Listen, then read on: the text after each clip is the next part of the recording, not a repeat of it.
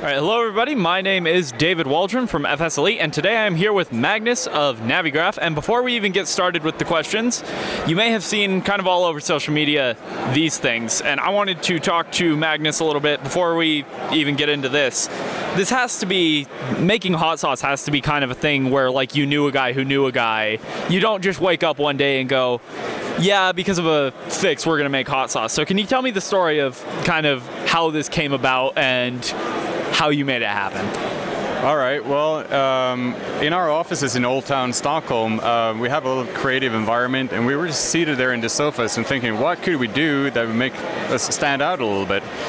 So we had all these ideas about cup holders, pens, papers, you know, the typical giveaways.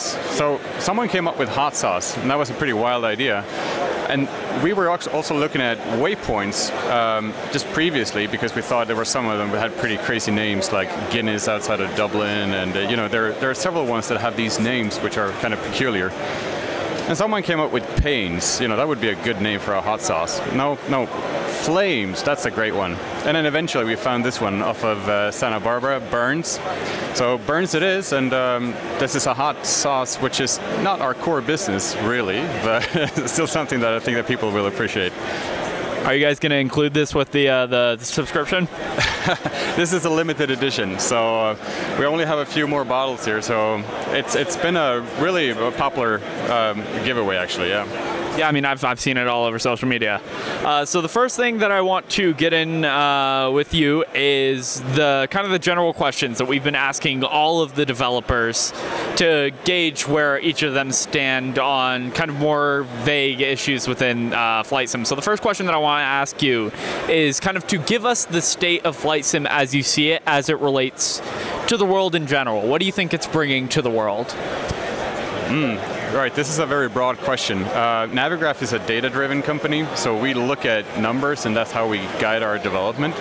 And every year we have this user survey that we're sending out, and last year we had more than 3,000 people responding to it. It's a long survey, and we appreciate people taking time contributing to it. But what we're seeing there is many things. For instance, that we have a broad spectrum of users, teenagers all the way up to, I think our oldest user is 85 years old. We've seen an expansion from Europe, where we had our primary market before, into the Americas, and Brazil is popping up as a new market. We've got many more users down there.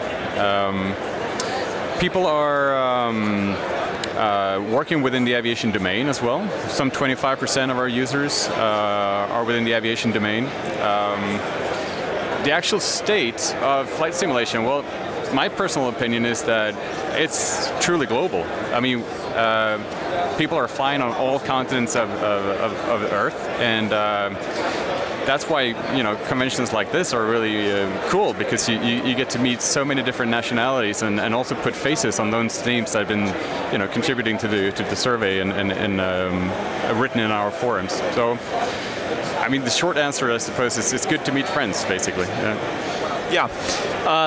What in your mind is the biggest advancement in flight sims kind of over the past year? What's happened in the past year? What do you think is the biggest thing that has happened to flight sims? What has changed the most in a good way? In a good way? Wow, that's a tough question.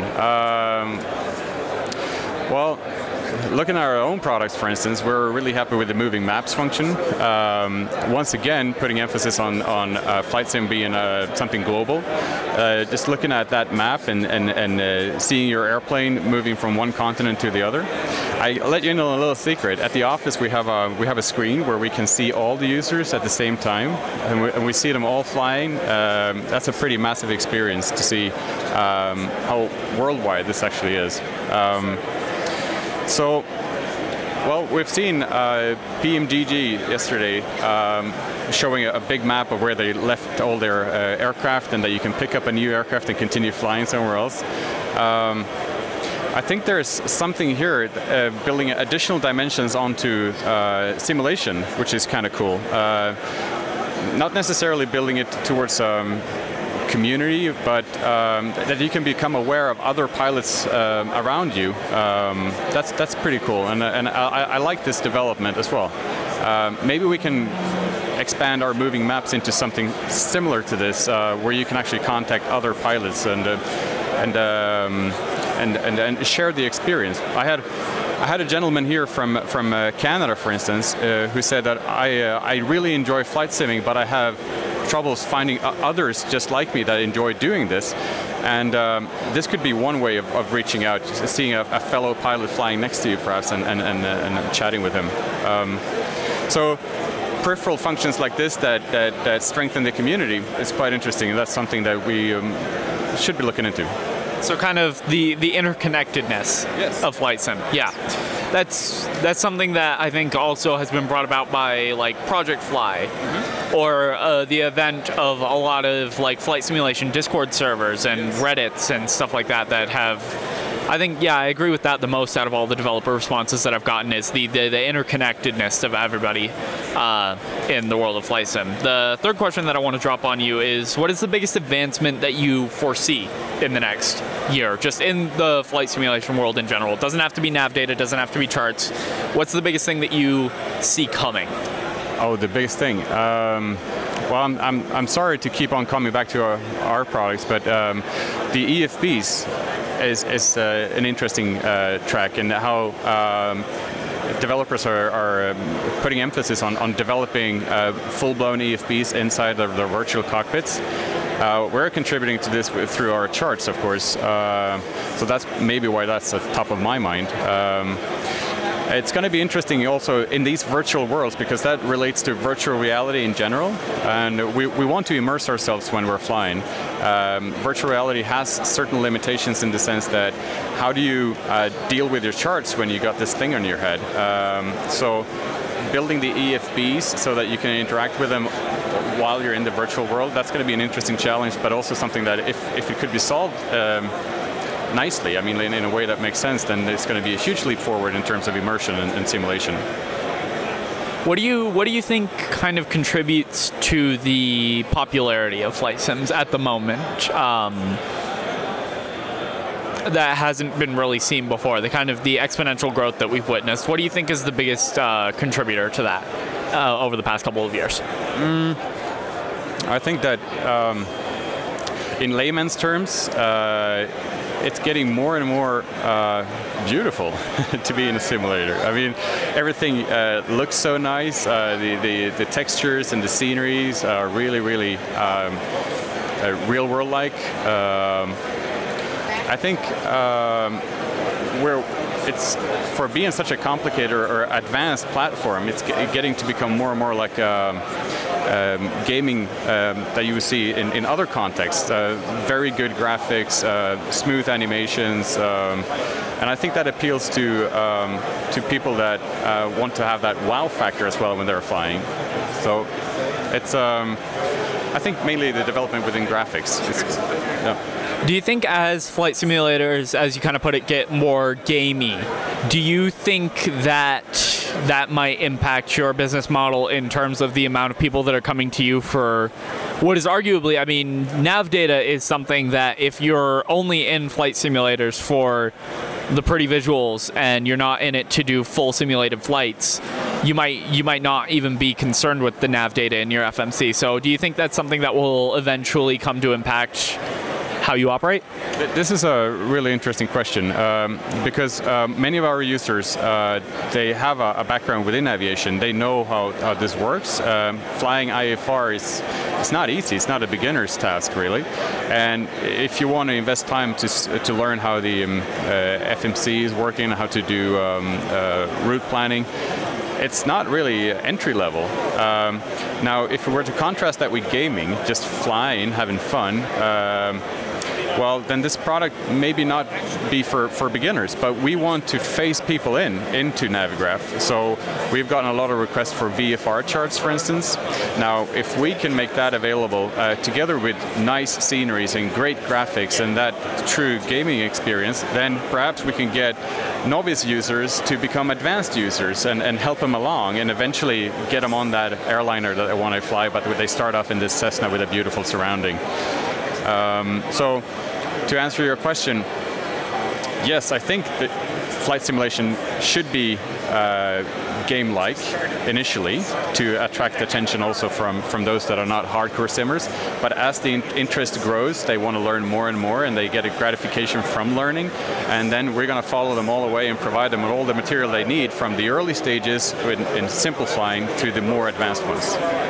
So do you plan on, with that, maybe including like training and stuff like that, like tutorial videos to use your charts, so you teach them how to read like a simplified chart, and then you gradually add more and more information as they advance? There are so many people out there in the community that do training so much better than we do.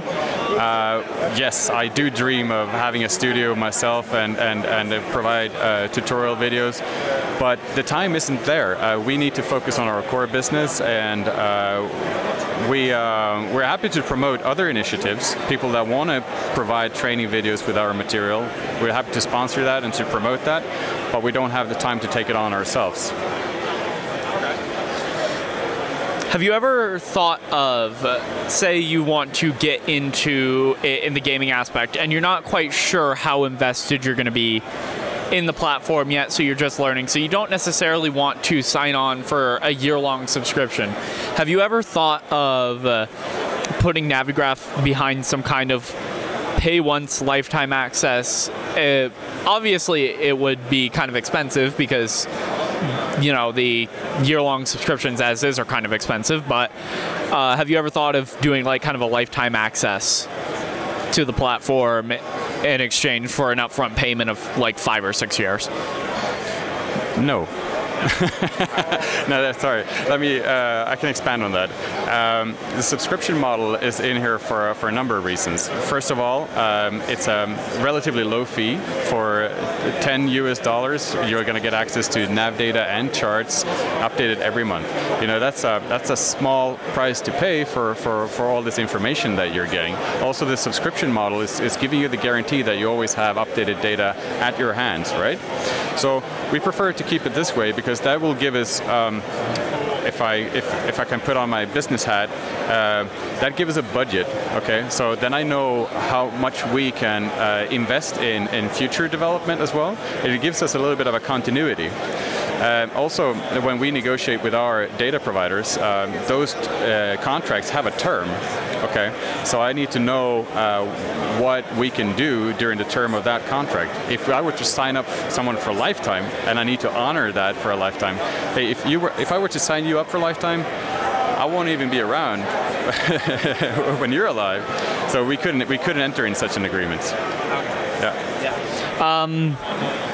And to kind of go off that in regards to contracts and obligations, you work very closely with third-party add-on developers, and that you create custom installers for all of their products. Have you become a little bit kind of frustrated with making your variations for each and every add-on developer and what they want? And have you ever considered trying to push maybe like a unified form of data that everything can use?